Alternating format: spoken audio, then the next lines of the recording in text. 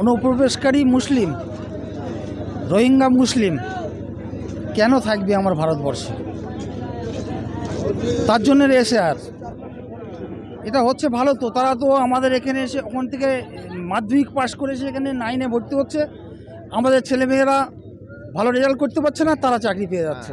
একেবারে এই যে একটা ভয় রয়েছে যে মানুষের ভোটাধিকার কেটে যাবে, এরকম ধরনের একটা ন্যারেটিভ ছড়ানো হচ্ছে বিশেষত তৃণমূলের তরফ থেকে। এই তো মমতা বন্দ্যোপাধ্যায় মিথ্যে কথা বলছে।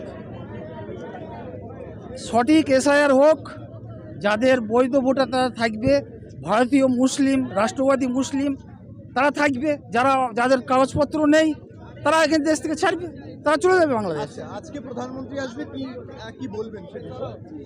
কি expect করছেন? নরেন্দ্র মোদী মানে ভারতবর্ষের সংকল্প বিকশিত ভারত করার জন্য, ভারতকে আগিয়ে নিয়ে যাওয়ার জন্য এবং সারা বিশ্বে ভারতবর্ষ 8 নম্বরে ছিল অর্থ পরিকাঠামো, এখন বর্তমান 2 নম্বর স্থান দখল করেছে সারা বিশ্ব। একবার পরিবর্তন কি আসবে 2026-এ? হ্যাঁ, শিওর পরিবর্তন আসবে। আপনার নাম? আমার নাম নিজাম মন্ডল। ঠিক আছে, কোথা থেকে এসেছেন? আমি এসছি আরবান্দি 2, গ্রাম পাঁচপোতা। আমার বিধানসভা হচ্ছে রানাঘাট উত্তর পশ্চিম।